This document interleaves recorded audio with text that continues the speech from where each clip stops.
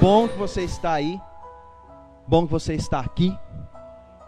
Eu sempre falo direto, é muito bom estar em casa, na casa do Pai, quando o Pai está em casa, e hoje é mais um desses dias. Por que nós nos unimos assim? Para adorar.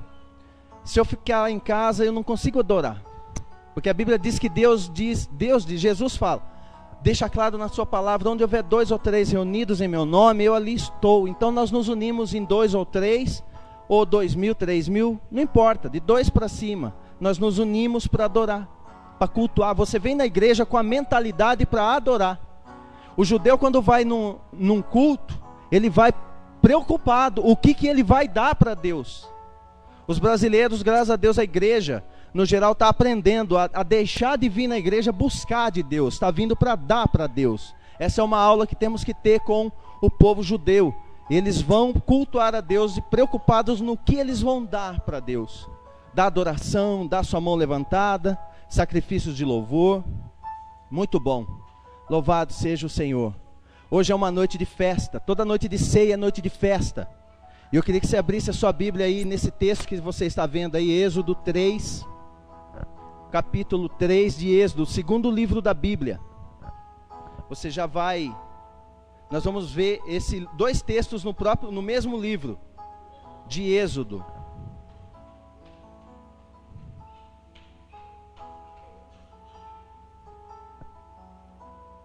Êxodo 3, 2 versículos, 13 e 14.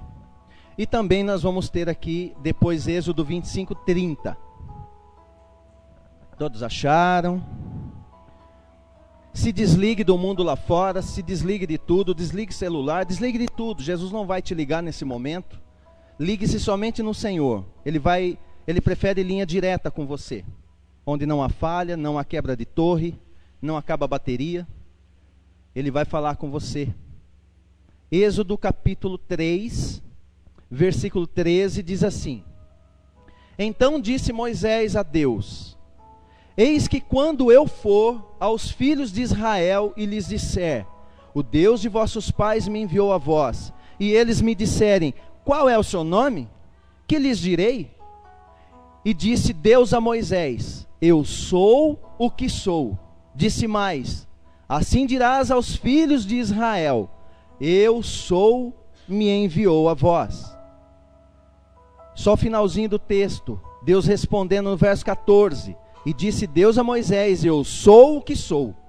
E disse mais, assim dirás aos filhos de Israel, eu sou, me enviou a vós. Aí Êxodo 25, você vira a página no mesmo livro, 25, 30.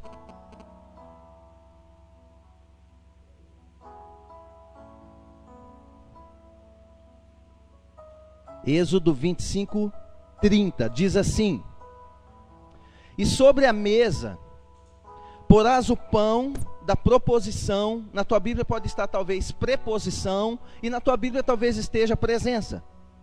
É a mesma coisa. E sobre a mesa porás o pão da presença, ou o pão da proposição, perante a minha face perpetuamente. Sobre a mesa porás o pão da proposição, perante a minha face perpetuamente. Feche os olhos um minuto, Pai. Aqui está, Deus querido, a tua palavra, Senhor, aberta. Estamos, ó Deus, sedentos, ó Pai amado, da tua palavra, da tua presença, do teu cheiro, da tua realidade em nossas vidas, Pai. Queremos, ó Deus querido, que o nosso coração agora se faça uma terra perfeita para o plantio do Senhor. E para ser perfeita, precisa a mão daquele que é perfeito, Pai, mexer o nosso coração. Mexe conosco agora, Espírito Santo. Mexe, prepara o nosso coração, para que a gente possa receber a Tua palavra, Deus. E isso, Deus, nós oramos e entregamos a Ti o nosso coração como terra. Não importa o estado da terra, mas sabemos que o Senhor pode torná-la fértil. Então colocamos diante do Senhor o nosso coração, para que o Senhor mexa e a torne preparada para receber a divina semente da Tua palavra, em nome de Jesus. Amém? Glória a Deus. Hoje nós vamos falar debaixo de um tema: presença do Pai. Presença do Pai. Eu tinha preparado um texto, eu já havia preparado a palavra, já tinha preparado quase toda ela na minha mente. Aí na sexta-feira a gente veio aqui para orar, toda sexta-feira a gente vem orar, não tem culto, mas nós nos unimos para orar, porque em casa você também não ora. Então a gente se junta para tirar aí 40 minutos, 1 hora de oração juntos. E aí Deus, ele falou para mim: eu quero que você fale da minha presença. Eu falei: mas Senhor, eu estou com quase tudo pronto. O Senhor mesmo me deu uma palavra, está quase tudo pronto. Ele disse: fala da minha presença. Eu falei: tudo bem. Só que eu tinha preparado sobre pão. Aí ele falou para mim: você esqueceu do pão da presença? Já que você quer falar de pão, lembra do pão da presença. E ali eu fui para casa, eu tive que mudar todo o texto. Então me deu um pouco de trabalho, porque Deus só dá o tema. Deus é assim que faz. Eu nunca vou na palavra buscar sermão, buscar esboço de mensagem. Eu sempre deixo Deus falar e Ele me deu o tema. Aí eu vou correr atrás agora para ver como que eu faço com o tema que o Pai deu. Então esse tema é Deus que deu. Presença do Pai. Fale da minha presença. Ele só pediu para que eu desse liberdade para que Ele mesmo falasse. Eu falei: amém, Senhor, então fala o Senhor, porque a minha capacidade não dá. Mas aí Deus, Ele se voltou e nós vamos passar para vocês, passar para a noiva, para a igreja, uma breve palavra a respeito desse tema: presença do Pai. Presença do Pai. A presença de Deus, só para a gente fazer um pano de fundo, uma base. Antigamente no templo que Deus mandou fazer, havia 3 lugares. Havia o átrio, onde o povo ficava, havia o lugar santo e havia o Santo dos Santos. No Santo dos Santos ficava uma arca como aquela, desenhada ali na parede. Ficava ali uma arca simbolizando a presença do Pai. Isso ficava ali, a presença de Deus. Dentro do Santo dos Santos havia uma cortina que ficava aquela arca lá dentro. Mas antes de chegar nesse lugar, havia um lugar chamado Lugar Santo. No lugar santo havia, logo que o sacerdote entrava, à sua direita havia uma mesa. É o primeiro lugar na Bíblia, a primeira vez na Bíblia que vai se falar a respeito de mesa, está exatamente num texto de Êxodo 25, capítulo 25, fala a primeira vez a palavra mesa. Por que mesa? Mesa significa comunhão, mesa significa o compartilhar, mesa significa amizade, mesa significa tudo isso. Mesa é lugar de aliança. Mesa é um altar. Na tua casa, onde você tem uma mesa, você não coloca bandido sentado com você. A mesa é lugar de onde sentam pessoas de aliança, pessoas aonde você tem aliança. Então mesa é lugar de aliança. E essa mesa, ela se chamava mesa da preposição ou da proposição, ou mesa da presença. Em cima dessa mesa da presença ficava 12 pães. Por que 12 pães? 12 pães asmos, sem fermento. Então ficavam ali 12 pães, 2 pilhas de 6 pães, simbolizando as 12 tribos de Israel. E lá ficava nessa mesa desta maneira. Os 12 pães, eles tinham o mesmo tamanho, a mesma medida, tinha que ser igualzinho, porque Deus não queria nenhuma diferença. Era para não ter nenhuma parcialidade, era para ser exatamente igual, porque Deus não fazia acepção de nenhuma das 12 tribos. Então Ele queria todo mundo igual. E Ele fazia simbolicamente, tinha que ter os 12 pães. Era de flor de farinha. Os textos eu tenho, mas eu não vou ler para a gente rápido. Já estou diminuindo para você, para a gente poder entrar na mensagem. E nesses pães, eles eram com flor de farinha. Eles eram assados, sem fermento. Tinha o peso de 2 décimos. E eram borrifados com puro incenso. Símbolo. A flor de farinha significa que eram de terra. Era fruto da terra. Farinha, nessa época, flor de farinha, o grão hoje é beneficiado. Na época o grão era socado, moído peneirado, e quando ficava o que sobrava fininho, isso chamava-se flor de farinha. É isso que fazia o pão. Então, o pão tinha que ser de flor de farinha, tinha que ser assado. Assado, na Bíblia, assado significa agonia, sofrimento. O pão tinha que passar por agonia, ele tinha que passar pelo forno, passar pelo sofrimento.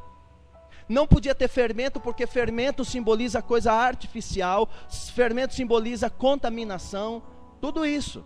Era o pão, ele não podia ter nada disso. Porção de 2/10, porque ela tinha que ter o mesmo peso, mesma quantidade, um não mais que o outro, todo mundo igual diante de Deus. E eram borrifados com puro incenso, ou seja, tinha um cheiro agradável, tinha que ter um cheiro agradável. Isso era a mesa da presença, e ali ficava o chamado pão da presença. Como era comido esse pão? Os 8 sacerdotes, Arão vinha e tinha lá os 8 sacerdotes, os 8 se juntavam, eles partiam o pão e trocavam pão um com o outro, e ali eles comiam. Na troca do pedaço de pão um com o outro, isso era santificado, e ali eles comiam, e assim seguia. O que significava isso? Isso significava, na verdade, pão da preposição. A raiz da palavra significa pão da face, pão da face. Por quê? Eles comiam aquilo na face de Deus, na presença de Deus. Daí por que presença? Pão da presença. Era um pão partido diante da face, ou da presença do Senhor. Nada mais é importante na nossa vida do que a presença. Você vai descobrir isso hoje, rapidamente, que não tem mais nada importante na tua vida do que a presença de Deus. Você sabia que uma família, ela é desgraçadamente destruída? Uma pessoa pode ser pisada, humilhada e destruída. Uma família pode ser destruída. Um bairro pode ser aniquilado. Uma cidade pode ser destruída. Não é por causa dos demônios. Não importa a quantidade de demônio que tenha em volta da tua casa, ou até dentro da igreja.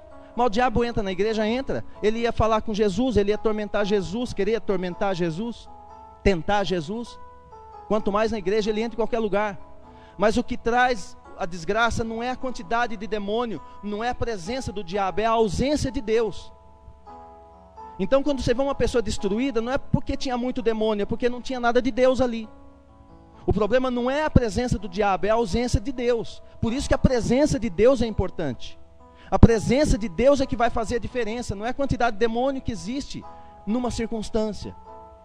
Não é a quantidade de pecador que vai fazer Deus destruir uma cidade, mas é a ausência de justo. Sodoma que o diga.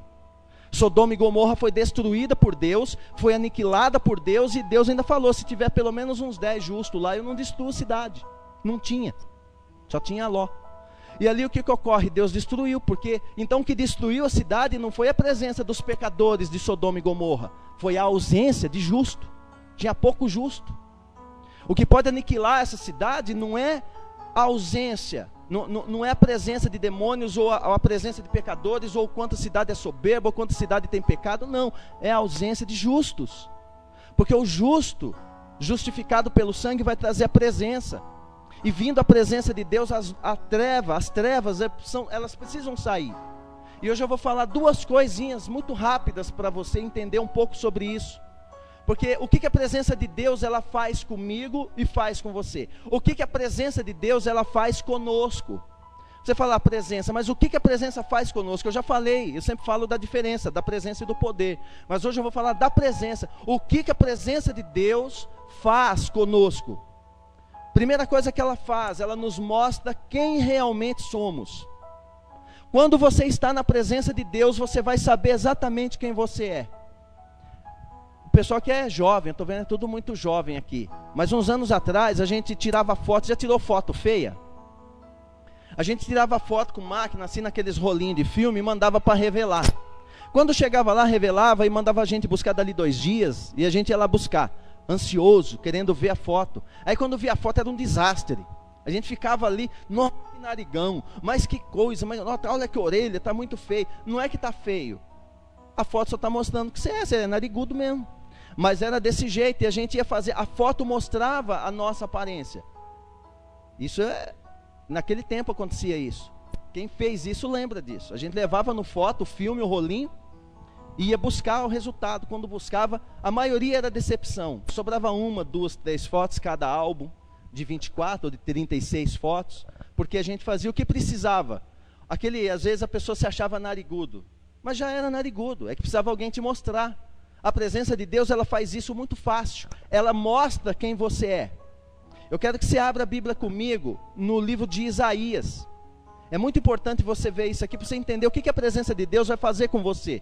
Hoje é noite de ceia, é importante você descobrir isso. O que a presença de Deus vai fazer com você.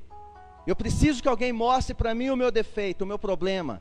Eu preciso, e a presença de Deus vai fazer isso com muita naturalidade. Nós sabemos que quando a manifestação, a presença de Deus, ela não se exibe, ela se manifesta. E quando ela se manifesta, os erros, eles aparecem. Você que já achou Isaías, é no capítulo 5 de Isaías. Nós vamos ler só o começo de alguns versículos pulado. Vamos alternar alguns versículos só para você ver o que acontece quando se está na presença de Deus. A presença de Deus, o que ela ocorre? Ela vai mostrar quem você é. Se você quiser saber quem você é, só não olha no espelho não. Vai na presença de Deus e você vai saber quem você é. Você sabia que a balança para nós não é colocar eu na balança aqui e colocar ali o pecado, é colocar ali talvez as leis, não, é colocar Jesus. Você põe Jesus no outro lado da balança, você vai saber quem você é, de fato. E você vai perceber aqui no texto de Isaías, nós vamos ler, eu vou falar os versículos, a gente vai ler só o início do versículo, para você entender o que ocorre. Isaías 5, por exemplo, nós vamos ler o verso 8, só o começo, do verso 8 do capítulo 5 diz assim: ai dos que ajuntam casa a casa, reúnem campo a campo. Eu vou repetir esse pedaço. Ai dos que ajuntam casa a casa e reúnem campo a campo. Agora veja o verso 11. Ai dos que se levantam pela manhã e seguem a bebedice, os bêbados. O profeta está falando. Ai dos que se levantam pela manhã e já seguem a bebedeira. Verso 18. Ai dos que puxam a iniquidade com cordas de vaidade. Ai dos que puxam a iniquidade com cordas de vaidade. Verso 20. Ai dos que mal chamam bem, e ao bem mal. Ai dos que mal chamam bem, falam que aquilo que é mal fala que é bom, e aquilo que é bom falam que é mal. Verso 21. Ai dos que são sábios aos seus próprios olhos. Olha o soberbo aqui. Ai dos que são sábios aos seus próprios olhos. Ai deles. Verso 22. Ai dos que são poderosos para beber vinho. Até aí. O profeta Isaías, ele estava dizendo no capítulo 5. Ai do pecador. Ai do iníquo. Ai daquele que é linguarudo, ai daquele que é bêbado, ai desse, ai daquele. Mas um dia, Isaías ele entra na presença de Deus, e ele muda o discurso, ele fala agora, ai de mim. Olha o verso 6, capítulo 6, agora vamos ler. No ano em que morreu o rei Uzias, eu vi também o Senhor assentado sobre um alto e sublime trono, e o seu séquito enchia o templo. Serafins estavam por cima dele, cada um tinha 6 asas, e com 2 asas cobriam seus rostos, e com 2 cobriam os seus pés, e com 2 voavam, e clamavam uns aos outros, dizendo: Santo, Santo, Santo, e o Senhor dos exércitos, o Senhor dos exércitos, toda a terra está cheia da sua glória. Verso 4, e os umbrais das portas se moveram à voz do que clamava, e a casa se encheu da fumaça. Agora olha o Jeremias, ou Isaías, o que ele vai falar. Então disse eu: ai de mim, pois eu estou perdido, porque eu sou um homem de lábios impuros e habito no meio de um povo de impuros lábios. Os meus olhos viram o Rei, o Senhor dos exércitos. Porém um dos serafins voou para mim, trazendo na sua mão uma brasa viva, que tirara do altar com uma tenaz. E com a brasa tocou a minha boca e disse: eis que isto tocou teus lábios, e a tua iniquidade foi tirada, e expiado o teu pecado. Depois disso ouvi a voz do Senhor que dizia: a quem enviarei? E quem há de ir por nós? Então disse eu: eis-me aqui, envia-me a mim. Olha a diferença do profeta. Primeiro ele está apontando o dedo: ai desse, ai daquele, ai daquele outro, olha, ai daquele. E língua comendo, linguarudo comendo solto, e falando, e apontando, ai desse, ai do pecado. Um dia ele vê a presença de Deus surge, e ele aparece, e agora ele fala, ai de mim, eu vou morrer, porque eu vi o rei, eu vi o Senhor, eu vou morrer, eu sou um homem de lábios impuros. O que Deus faz nessa hora? Porque quando você está na presença de Deus, você sabe o teu erro, fica claro quem você é. E Isaías viu quem ele era. Ele falou, eu sou um homem de lábios impuros. E o anjo pega uma tenaz e toca onde? Com a brasa, na boca. Por quê? Porque ele falou que o problema dele era na boca. Diante de Deus você tem que falar quem você é, para que Deus toque. Se ele falasse, ai Senhor, os meus olhos são impuros, onde o anjo tocaria a tenaz com a brasa viva? Nos olhos. Então, quando você está na presença de Deus, e Deus revela no teu coração, você tem que ser honesto com você mesmo e falar, Senhor, eu sou um miserável, eu tenho pecado, eu minto, ou eu olho mal, eu ouço mal, eu tenho que pôr para fora, diante de Deus, onde está o meu erro, para que Ele toque. Aonde está errado, Deus vai tocar. Mas é a presença de Deus que faz isso. Foi preciso Isaías estar na presença de Deus para ter essa dedução, para ele mudar o discurso. Ai dos outros, não, agora ele apontou para ele, ai de mim, ele mudou o seu discurso. Como que eu sei que uma vida é cheia da presença de Deus? Porque ela não toca na vida do outro, ela só toca na dela. Uma pessoa que só fala do outro, uma pessoa que só julga a outra pessoa, ela não tem a presença, porque quem está na presença não consegue falar, ai desse, ai daquele, não é ai de mim.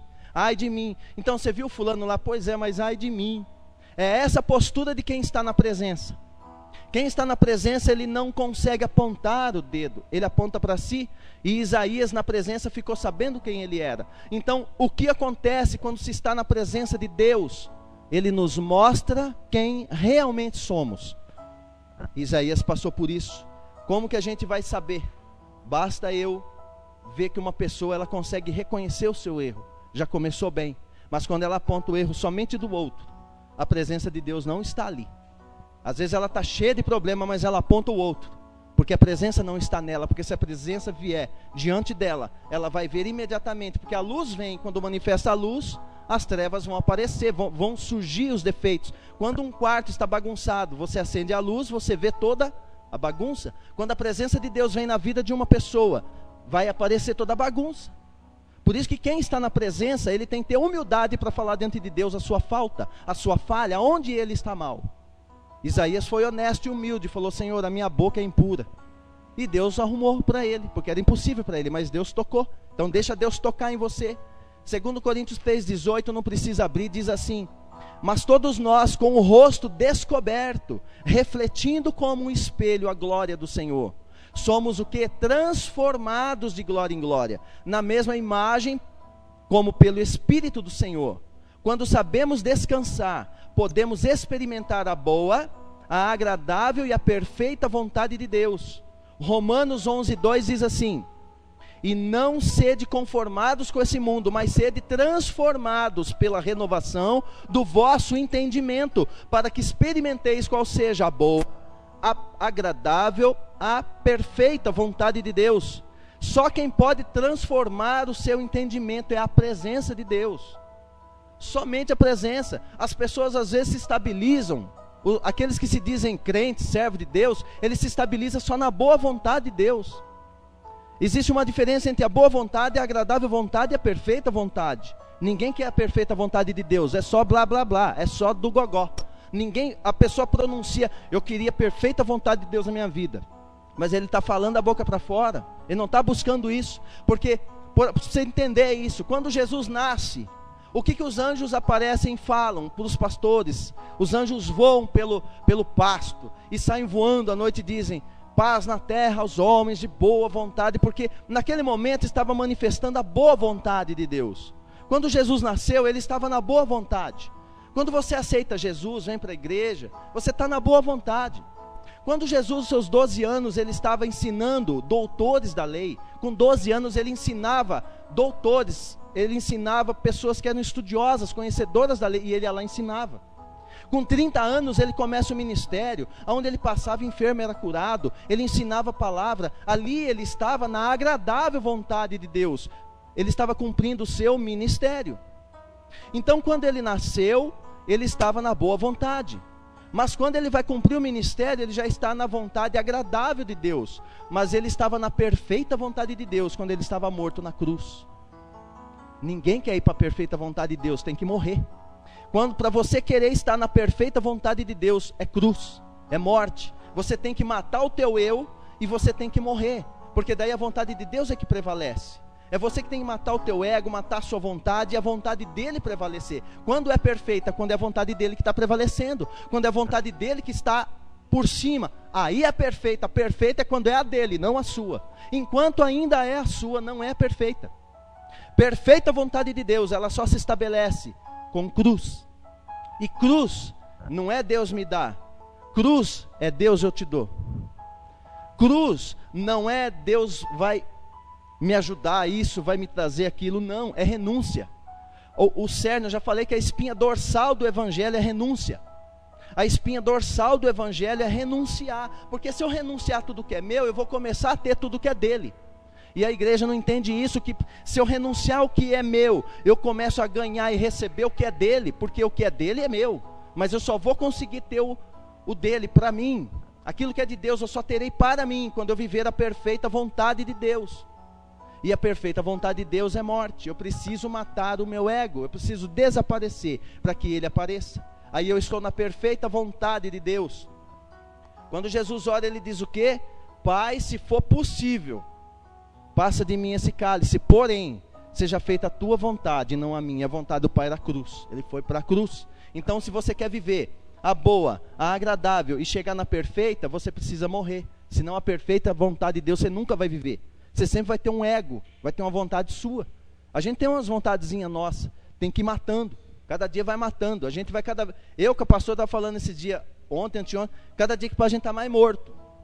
É o que Deus quer. Eu quero alcançar essa perfeita vontade. É morrendo. A gente vai morrendo. Morrendo para a nossa vontade. Mas aí você começa a viver os mistérios, começa a viver a grandeza de Deus. Porque eu morri para a minha vontade. Eu nasci, cresci e estabelecido na perfeita vontade. Quando? Quando eu morro. Então eu preciso disso. O único lugar que vai revelar quem você é a presença de Deus. Eu não posso revelar quem você é, mas a presença de Deus pode. Ninguém pode revelar quem eu sou, mas a presença de Deus me revela. É só pôr na balança, é pôr em espelho. Eu olhar para Jesus, eu vou saber quem eu sou.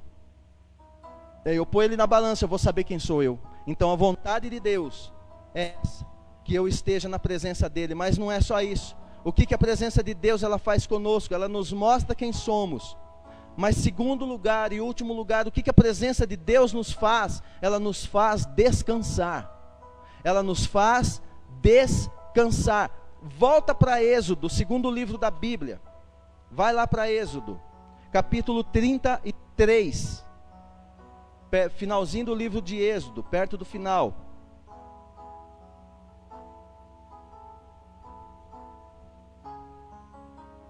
Capítulo 33 de Êxodo, o verso 13 e 14. Você vai ver que a presença de Deus, ela vai te dar descanso. Ainda que você morre, porque a presença de Deus perfeita, a vontade perfeita é que eu morra. Mas olha o detalhe, se eu tiver com a presença eu vou descansar. Você vai descansar quando? Na presença de Deus. Êxodo 33, 13 e 14 diz assim: agora, pois, se tenho achado graça aos teus olhos, rogo-te que me faça saber o teu caminho, e conhecer-te-ei, para que ache graça aos teus olhos. E considera que essa nação é o teu povo. Agora olha o que Deus responde para Moisés. Disse, pois, irá a minha presença contigo. Para quê? O que diz a tua Bíblia? Para fazer o que com Moisés? Para te fazer o quê? O que está escrito na tua palavra aí? Tua Bíblia. Não estou ouvindo. Para te fazer descansar. A minha presença vai contigo para te fazer descansar. Ué, mas ela não vai me matar se for perfeita? Mas me mata para eu descansar nele. Porque agora ele vai fazer. Deus não está procurando um trabalhador. Deus está procurando filhos. Deus ele quer ir com você para descansar. Deus nunca precisou do meu serviço. Deus não precisa do teu serviço. Deus, ele não precisa do teu trabalho, ele não precisa nem da tua adoração. Mas por que então que ele me manda adorar? Quando você em casa quiser estudar melhor, você vai ler o Salmo 115, verso 8. A Bíblia diz lá, Deus diz assim, que todo aquele que fabrica imagem, que adora imagem, vai se tornar igual ela. O que Deus está dizendo ali? Que quando eu adoro alguma coisa, eu fico igual àquilo que eu adoro.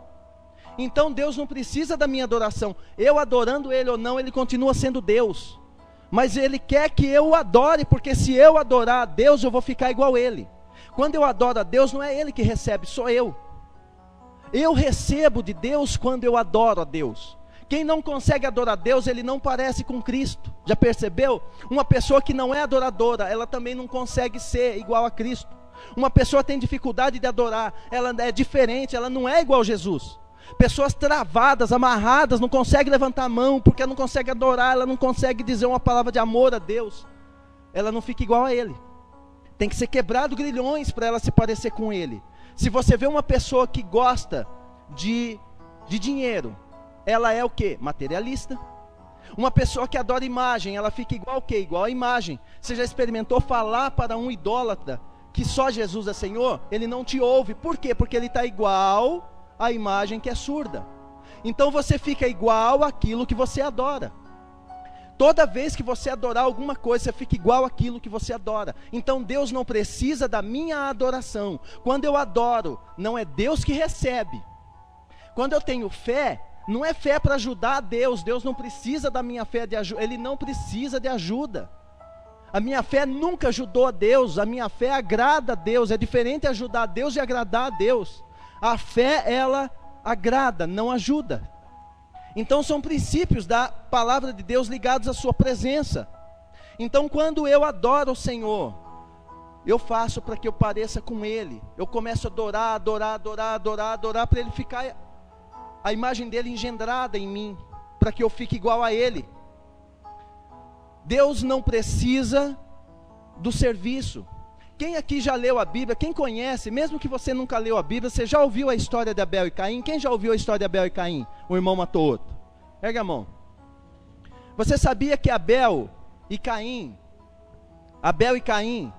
Abel ele foi a Deus e fez uma oferta, apresentou ali um cordeiro. Aí Caim apresentou ali frutos da terra, devia ter lá cenoura, frutos da terra. E Deus não recebeu a oferta de Caim. Você já parou para pensar por quê? Porque Deus não precisa do suor de ninguém. A oferta de Caim tinha suor, a de Abel tinha sangue. A oferta de Caim, ela veio com suor. Naquele lugar onde ficava o Santo dos Santos, o sacerdote entrava, ele não podia suar.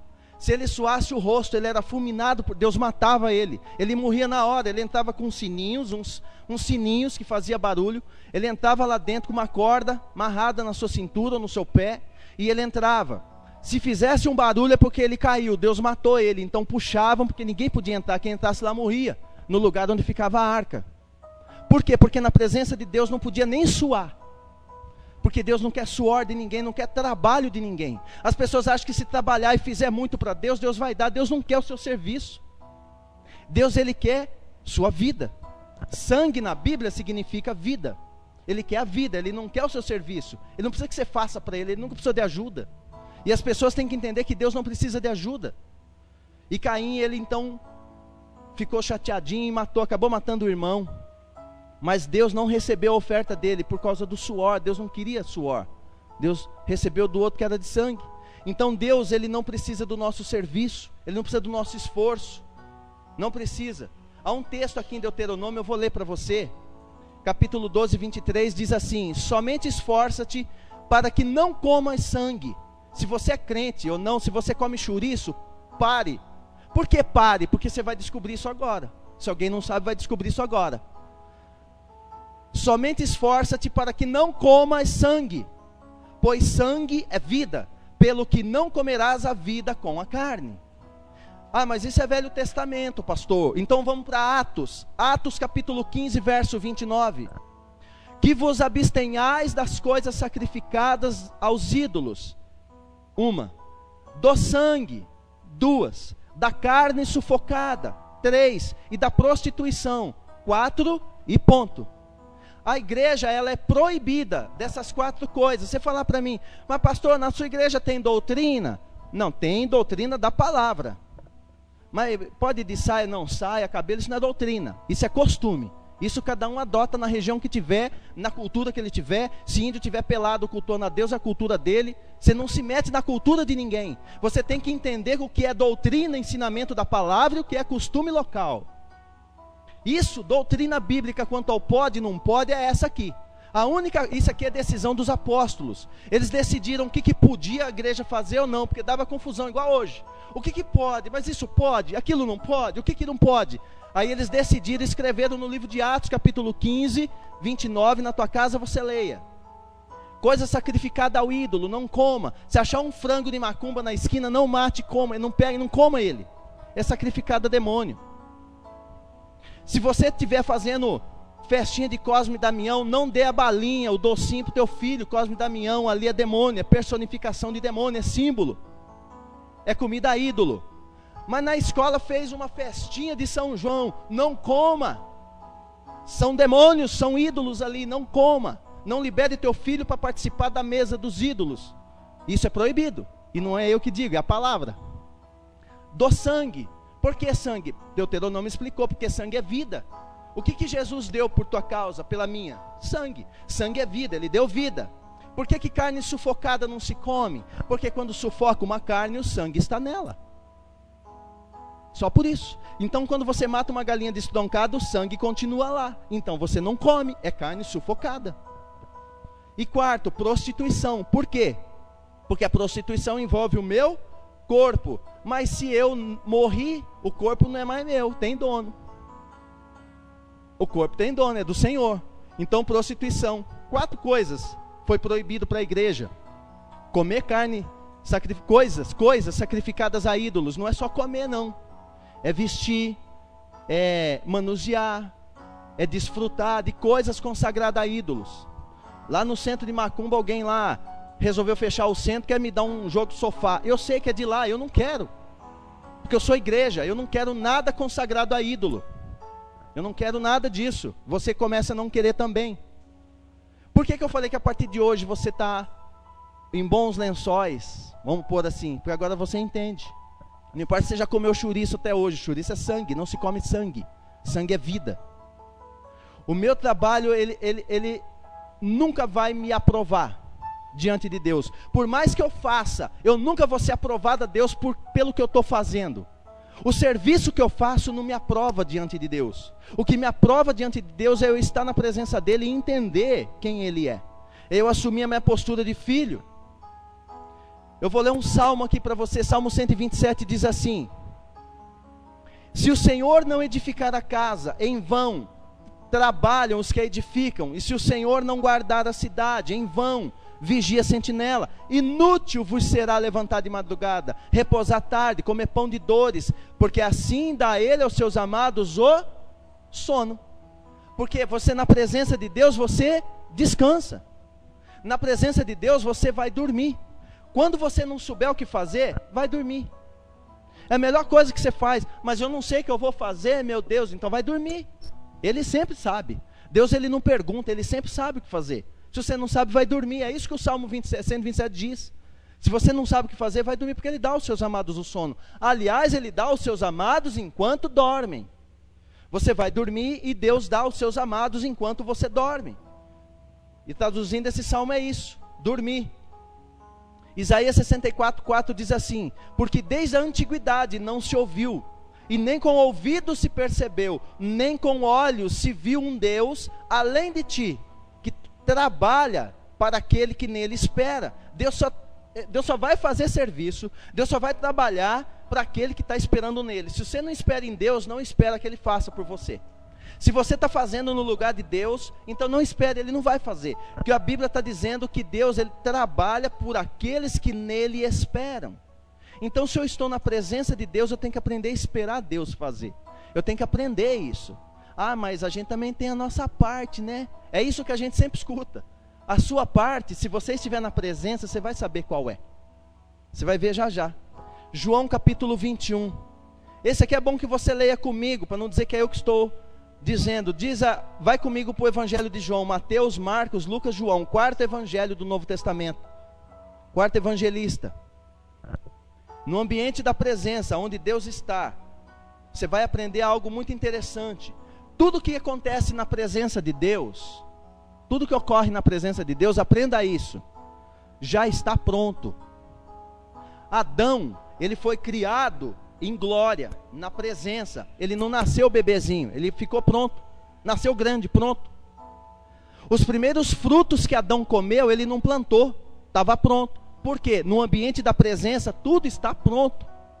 Toda vez que você estiver no ambiente da presença de Deus, tudo está pronto. Por isso é melhor a presença do que o poder. O poder, você vai ter que estar ali esperando manifestar o poder, mas a presença, já está tudo pronto.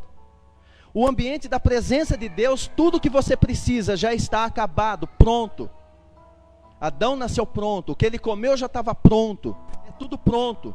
Olha aí João, o que ocorre aqui com João? Capítulo 21 do Evangelho de João.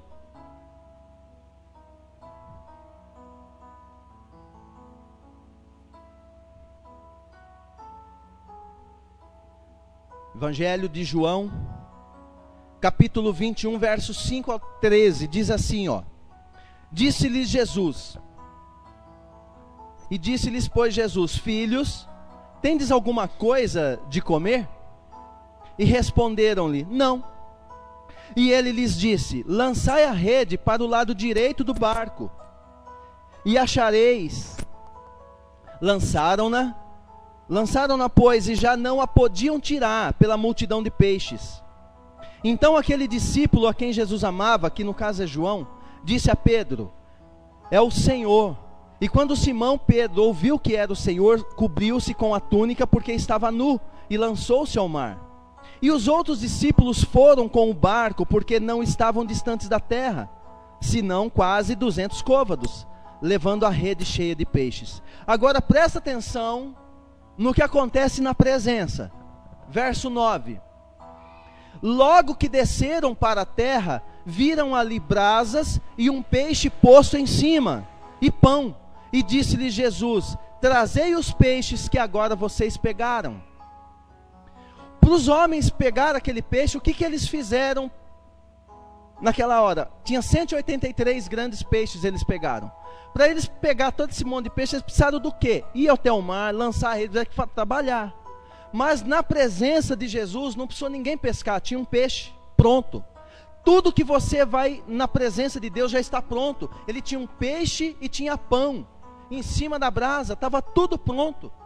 Então não fica preocupado em buscar coisinhas, poder, fica na presença. Deus quer que você conheça mais da presença, porque na presença de Deus tem tudo o que você precisa. Você precisa da presença de Deus para sobreviver, para manter vivo, para manter viva a vontade dEle e morrer a sua.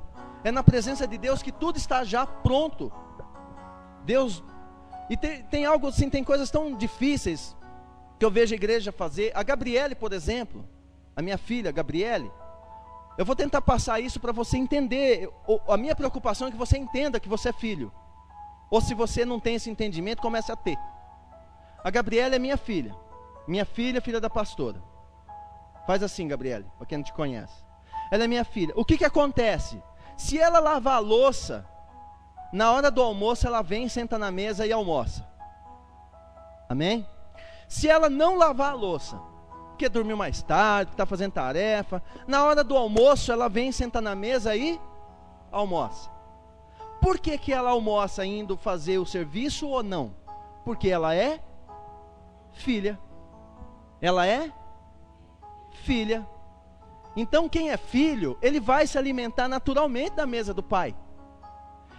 Ela fazendo ou não, o meu prazer e da mãe dela é que ela esteja à mesa junto. Com Deus não é diferente. Você fazendo ou não, Ele quer que você esteja na presença dEle. Ele quer que você entenda que você é filho. Por isso que o coração de Deus, ele se magoa, ele tem sentimento. Deus chora ainda quando Ele vê pessoas buscando coisas que já são dela, gemendo por coisas que já pertencem a ela, mas ela não tem ainda, porque ela não entendeu o que é dela.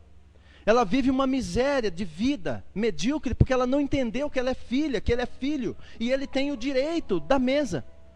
Ele pode ir para a mesa, o prazer do pai é que esteja à mesa. É a mesma coisa, isso é estar na presença. É presença. Deus não quer o teu suor, Ele quer você. Infelizmente nos púlpitos das igrejas dizem assim: Deus vai dar, Deus vai fazer, Deus tem um plano para você, só vir aqui, Deus vai fazer, Deus vai te dar, o que você está precisando, põe aqui no seu envelope um valor aqui, vamos consagrar no altar que Deus vai dar, e assim vai. E não precisa nada disso. Deus, Ele é Deus indiferente daquilo que você vai fazer. Não precisa fazer malabarismo para receber de Deus, basta você entender que é filho. E aí, a partir do tempo que você entender que é filho, entenda que sendo filho você tem que crescer, senão Deus não vai te dar. Você tem coragem de dar para um filho teu, bebezinho, um peixe com espinho? Você não dá. Por quê? Porque não pode comer ainda. Você vai dar uma feijoada para um bebê de 2 meses? Não vai. Por quê? Porque está pequenininho ainda, mas é filho, é filho. A tua feijoada é dele, mas não pode ainda. Por quê? Porque não cresceu. É preciso crescer dentro do reino para receber as coisas de Deus. Olha como que Deus se entristece. Poucas pessoas leem esse texto. Jeremias. Quando você quiser, você lê em casa. Eu vou ler aqui. Jeremias capítulo 7, 21 a 23. Deus, Ele nunca pediu sacrifício para você. Deus nunca pediu sacrifício para mim. Deus nunca pediu sacrifício para a igreja. Ele quer a tua presença de graça. Ele quer que você só ame Ele e seja filho dEle. Sente na mesa dEle. Ele não quer nada de você. Ele não quer sacrifício. Ele nunca pediu morte de boi. Nunca mandou sacrificar ovelha. Deus nunca mandou fazer isso. Mas pastor, eles faziam isso, mas Deus nunca mandou fazer isso. Jeremias capítulo 7, 21 diz assim: assim diz o Senhor dos exércitos, o Deus de Israel. Olha o que Ele está falando para fazer com o sacrifício, com o holocausto. Ajuntai os vossos holocaustos aos vossos sacrifícios, e comei carne. Junto o que vocês vão oferecer para mim, vai comer. Vai comer, eu não quero boi, eu não quero ovelha. Olha o resto do texto, ele diz assim: porque eu nunca falei aos vossos pais, no dia em que tirei vocês da terra do Egito, e eu nem lhes ordenei coisa alguma acerca do holocausto, sacrifício. Eu nunca pedi nada disso, eu não quero nada de vocês. E o povo não entende. Deus nunca pediu nada. Deus nunca pediu ovelha, nunca mandou sacrificar boi, nunca mandou fazer promessa, nunca mandou fazer sacrifício. Não é para fazer nada disso. Eu só quero que vocês me obedeçam, ele diz. Aí no verso 23 ele diz assim: mas isso eu lhes ordenei, dizendo: dai ouvidos à minha voz, e eu serei o vosso Deus, e vós sereis o meu povo, e andai em todo o caminho que eu vos mandar, para que vos vá bem. É só isso, não precisa fazer sacrifício, matar boi, fazer nada, só ouve a minha voz e obedece, só isso. Só isso. Eu quero ser Deus, e vocês serem meu povo. Eu quero ser pai, e vocês serem filhos. 2 Coríntios 6,14 diz assim: não vos prendais a um jugo desigual com os infiéis, porque que sociedade tem a justiça com a injustiça? Que comunhão tem a luz com as trevas? E que concordância há entre Cristo e Baal ou Belial? Ou que parte tem o fiel com o infiel? Ele está mandando fazer separação. Quem não crê em Jesus, você não seja sócio dele. Quando você for dar dízimo, ele vai te massacrar. Não seja sócio dele. Você é sócio de um infiel, aí você é casado, ele também. Aí ele quer prostituir, ele quer ir para a zona fim de semana. Você fala: não posso, eu sou crente. Você é besta? Não dá, não combina. É isso que a palavra está dizendo: não seja sócio de infiel, não se associe com o infiel. O pão que você come, ele não come. A água que você bebe, ele não bebe. Ele está dizendo isso aqui em 2 Coríntios 6, 14 e 18. Do 14 a 18. Não vos prendais a jugo desigual. Mas vamos seguir verso 16. Que consenso tem o templo de Deus? Qual é o templo de Deus? É você. Com os ídolos. Porque vós sois o templo do Deus vivo. Como Deus disse: neles habitarei, e entre eles eu andarei, e eu serei o seu Deus, e eles serão o meu povo. Deus quer andar dentro de você, o tempo todo dentro de você. Por isso saí do meio deles e apartai-vos, diz o Senhor, e não toqueis nada imundo, eu vos receberei. Agora olha o verso 18: e eu serei para vós pai, e vós sereis para mim filhos e filhas, diz o Senhor Todo-Poderoso.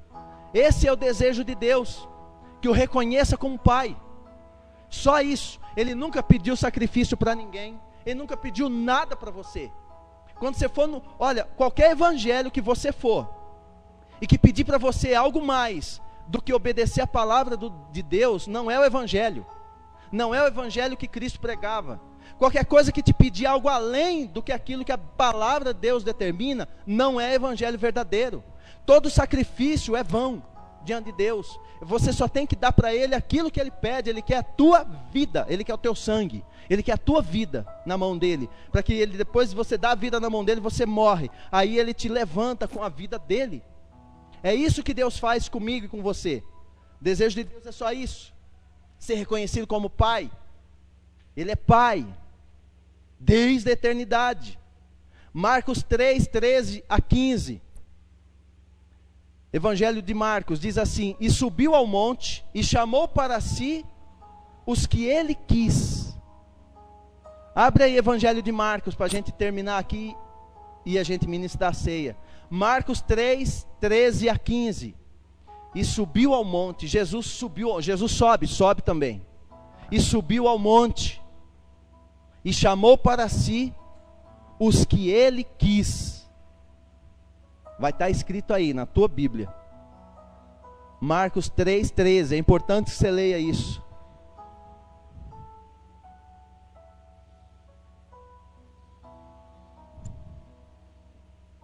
Vai ver como que a presença de Deus ela é importante.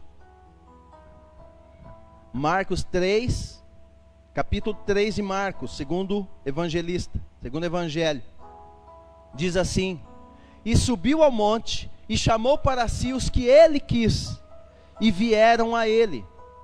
E nomeou 12 para que estivessem com ele e os mandasse a pregar, para que tivessem o poder de curar as enfermidades e expulsar os demônios.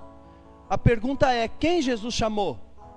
Quem ele quis. Jesus chamou quem ele quis. E falando nisso, como ele chamou quem ele quis, diga-se de passagem, ali estava Judas, que ia trair. Ali estava Pedro, que ia negar. Ali estava Tomé, que ia duvidar. Ele chamou quem ele quis. Eu como ministro do evangelho, você não tem o direito de querer manipular a quem Jesus chama. Ele chama quem ele quis, quem ele quer. Ele chamou quem ele quis.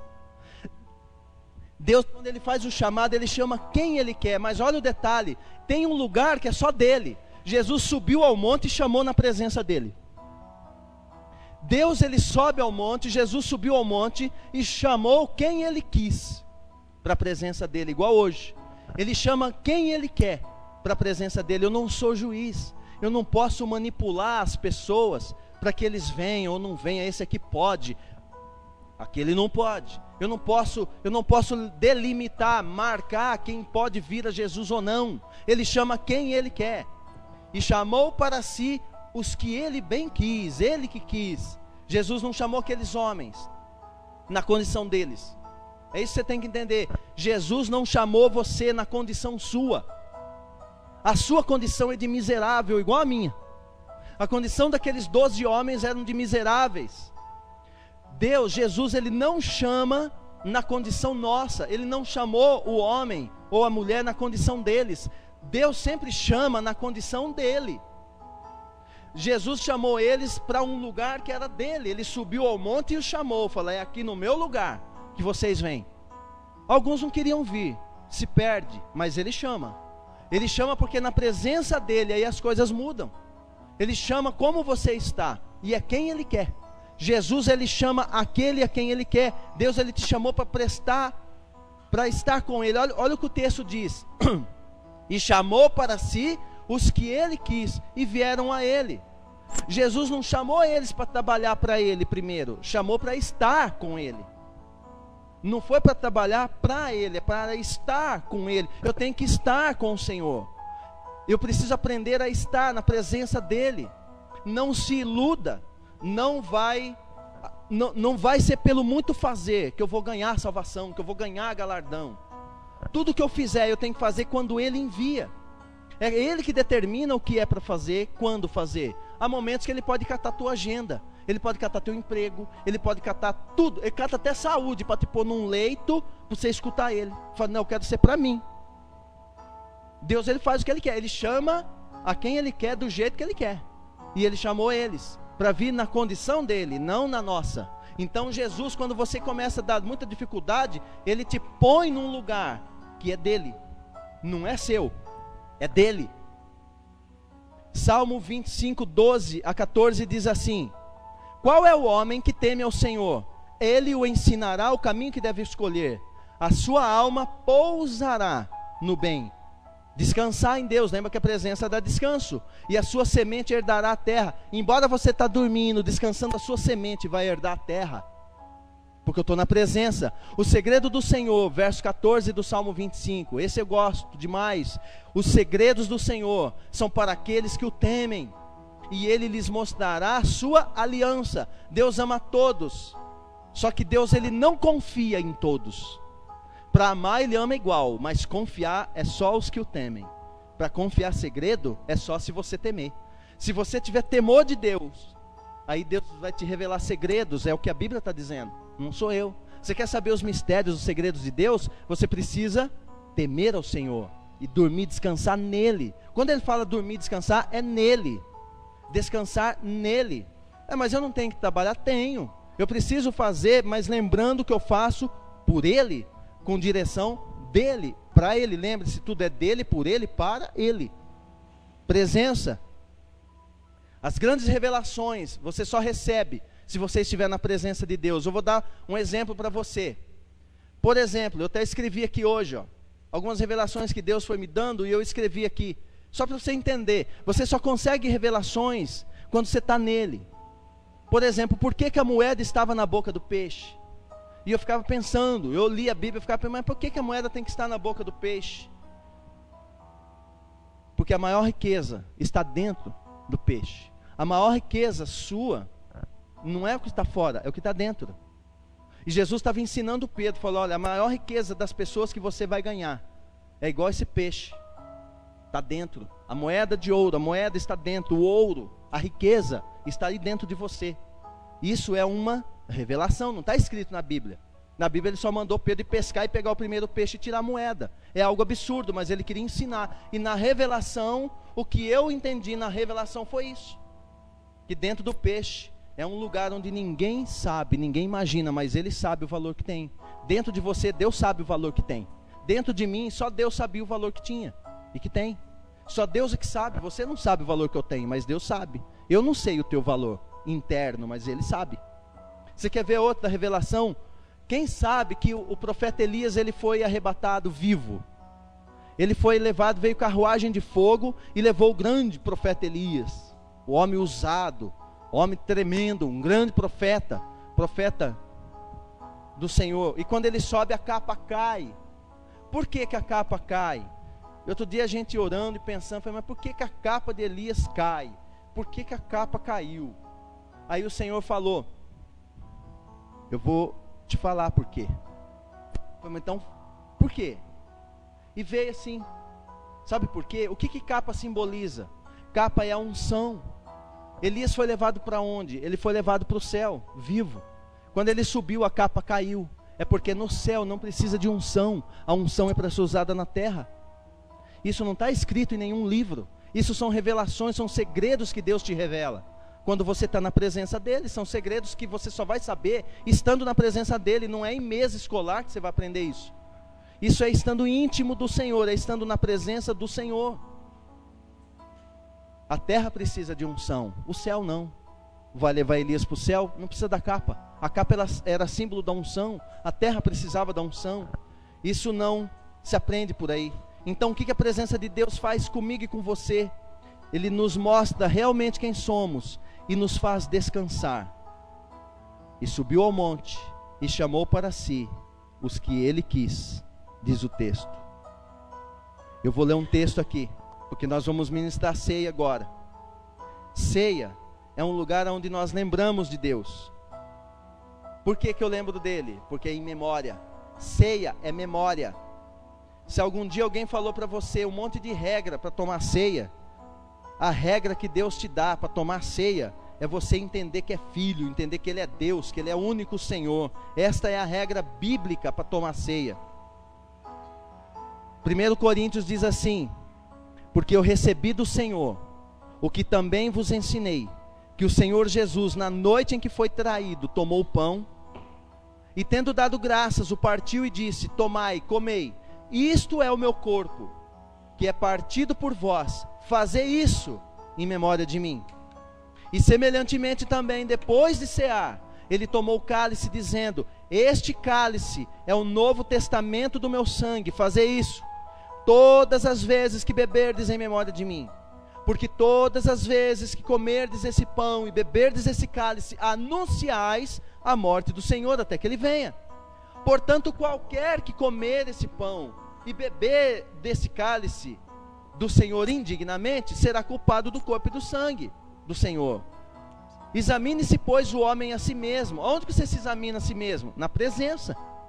Na presença de Deus você se examina, você faz igual Isaías: Senhor, eu reconheço que estou vendo a glória, é o Senhor mesmo, mas eu sou tão impuro. Ele vai te tocar, igual Isaías.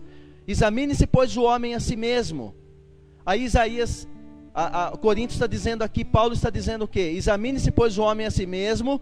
Aí você vai perceber que você é um pecador, miserável, desgraçado, aí sai correndo da igreja. É isso que ele escreveu? Não, eu vou ler o texto como ele escreveu. Examine-se, pois, o homem a si mesmo, e assim coma desse pão e beba desse cálice. Por que que Paulo está dizendo que na hora da ceia é para você olhar para si, não aponta dedo para ninguém, é para você, na presença de Deus, e aí ele fala, e participa. Por que que Paulo fala isso? Eu vou explicar para você por que que Paulo fala isso, por causa do que Jesus falou. Jesus falou em João, capítulo 6, versos 68, ele diz assim, ou melhor, deixa eu ler antes aqui, o 53, João, capítulo 6, verso 53, ele diz assim, Jesus, pois, lhes disse, na verdade, então não é na mentira, na verdade, eu vos digo que, se não comer a carne do Filho do Homem, e não beber do seu sangue, não tereis vida em vós mesmos. Porque quem come da minha carne e bebe o meu sangue, tem a vida eterna. Não é o pastor João que está falando, é Jesus, que é Ele, a palavra dele, é Ele próprio dizendo, e eu o ressuscitarei no último dia, porque a minha carne verdadeiramente é comida, o meu sangue é verdadeiramente bebida, e quem come a minha carne e bebe o meu sangue, permanece. Não adianta eu vir para Jesus, eu tenho que permanecer nele. Muita gente vem para Jesus, mas não permanece, vem hoje, amanhã está na rua, prostituindo, adulterando, se arrebentando, ele só vem, mas não permanece. Ele está dizendo, Jesus está dizendo, permanece em mim e eu nele. Tanto eu permaneço nele, quando eu participo da carne e do sangue, quanto ele permanece em mim. Aí ele diz assim, assim como o Pai que vive me enviou, e eu vivo pelo Pai, assim quem de mim se alimenta, também viverá por mim. Esse é o pão que desceu do céu. Não é o caso de vossos pais que comeram o maná e morreram. Quem comer esse pão viverá para sempre. E ele disse essas coisas na sinagoga, ensinando. Ele estava ensinando que para participar da mesa, é preciso entender que é filho, é preciso entender que Ele é Senhor, mas Ele é um Deus que é Senhor, mas que Ele é Pai. Jesus não é rei de escravo, a Bíblia chama Ele de rei dos reis. Você tem que ser rei, para Ele ser teu rei. Ele não é rei de escravo, é rei dos reis, Ele é Senhor dos senhores. Você tem que ser Senhor na área que você vive. Como que eu vou ser Senhor? Para conduzir. Lembra quando Ele criou Adão, Ele disse, dominai sobre as coisas. Você tem que dominar as coisas não podem te dominar, as coisas devem ser dominadas por você. Nós não dominamos homens, nem mulheres, não dominamos o ser humano, mas nós dirigimos eles, conduzimos em amor. Mas as coisas nós dominamos, as coisas eu domino, o vício eu tenho que ser Senhor sobre ele. Eu tenho que ser rei sobre o adultério. Eu tenho que ser rei sobre a prostituição. Eu tenho que ser rei sobre o engano. Eu preciso ser rei naquilo que é pecado. Aí ele vai ser meu rei, porque ele é rei dos reis. Se você não é rei, ele não pode ser teu rei. Então eu só tenho Jesus como um rei, porque eu tenho que reinar na área onde eu estou. As coisas não podem me dominar, eu domino as coisas. Ele é rei dos reis e senhor dos senhores. E ele diz exatamente isso aqui. Aí ele diz assim no verso 68 desse mesmo capítulo de João. Ele diz assim: respondendo-lhe, pois, Simão. Eu vou explicar por que Simão responde isso. Quando Jesus fala, vocês têm que comer o pão e beber o cálice, senão vocês vão morrer, senão vocês não vão ter vida.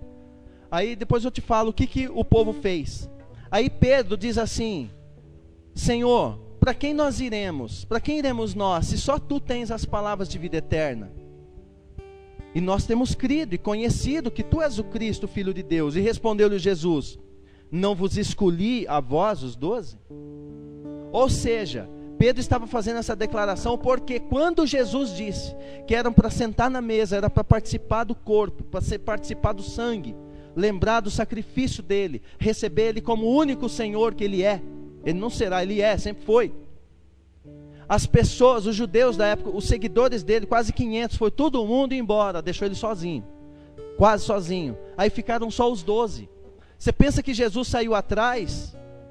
Ele foi correndo atrás do povo? Não, vem cá, não é bem isso que eu disse, como muitos fazem. Não, vem aqui, o que está acontecendo com você, tadinho? Não, ele falou uma verdade e se estabelece na verdade, vai quem quer, fica quem quer. E ele disse uma realidade, ele disse: quem comer da minha carne viverá por mim, quem beber do meu sangue vai viver por mim, quem não comer minha carne vai morrer, porque não vai produzir vida em si mesmo. Aí os judeus foram embora, falou: esse cara é louco, como é que vai comer a carne dele, beber o sangue, esse cara é doido, o sangue, a Bíblia está falando que sangue é pecado. Eles não entenderam o que Jesus estava dizendo, da salvação. Aí todo mundo foi embora, sobrou só os 12, aí Jesus vira para os 12 e fala: vocês querem ir também? Para mim, tanto faz, eu não vou mudar minha verdade por tua causa.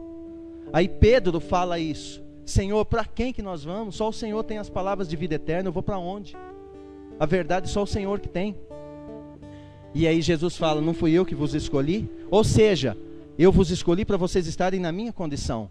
A verdade é que quem tem sou eu, Jesus estava dizendo para eles. E diz para nós: Ele é Senhor da verdade, Ele é a própria verdade. Por isso Ele diz: eu sou o caminho, a verdade e a vida. Então, toda vez que eu venho até Jesus, a única condição que eu preciso para participar da mesa do Senhor é ser filho. E para eu ser filho, eu tenho que nascer de novo, eu tenho que entender que Ele é Deus. Eu tenho que abrir mão de tudo. Eu tenho que abrir mão, renunciar a minha vida. Eu tenho que renunciar à idolatria, eu tenho que renunciar ao meu eu. Eu tenho que entender que Ele é Senhor. Quando eu entendo que Ele é Deus, Jesus Cristo é o único Senhor, é Ele que morreu por mim. Aí você tem direito, naturalmente, à mesa.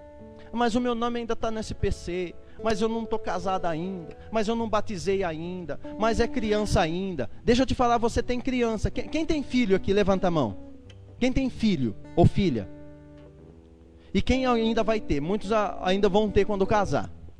Você acha que você pegar o teu bebezinho de... A pastora estava explicando um negócio para mim hoje, eu achei bacana, eu vou repetir aqui. Quando você tem criança na tua casa, ainda que não é filho seu, mas a sua casa faz aquela festa de criança, quem é que come primeiro? Você já parou para pensar? O que as mães fazem? Não, vamos dar primeiro para os pequenininhos. Dá para as crianças primeiro, depois os adultos comem. Não é assim? É assim ou não é? Com Deus também. Com Deus é a mesma coisa. Outra coisa, você vai esperar o teu filho estar grande para você pôr ele na mesa para dar comida para ele? Ele vai morrer. Ele come já desde pequeno, vai mamar no peito, ele vai tomar mamadeira, ele vai comer papinha, mas ele vai comer na sua casa, porque é filho seu. Tem muita igreja que proíbe ceia para criança, enquanto o traficante adota ela ali na esquina. A igreja tem que crescer e vir para a simplicidade do evangelho e sair da teologia humana, do pensamento humano, da religião. A nossa função é quebrar a religião, e o espírito da religião é o mais difícil de ser quebrado, porque ele está aqui, na mente das pessoas, e desce muitas vezes ao coração das pessoas. O espírito da religião está cravado na cabeça das pessoas. Por isso Satanás quer a cabeça sua, ele quer a nossa. Porque quando Salomé dançou para o rei Herodes, ela pediu o que de João Batista? Cabeça. É um símbolo, o diabo sempre quer a tua cabeça. Ele sempre vai querer a cabeça das pessoas. E ter a cabeça não é só cortar fisicamente, é ter o modo de pensar. E as pessoas não param para pensar na simplicidade do evangelho. O eunuco, ninguém sabe se o eunuco era gay ou se não era, era um eunuco. Ele foi batizado na hora que entendeu, o Filipe batizou ele na hora.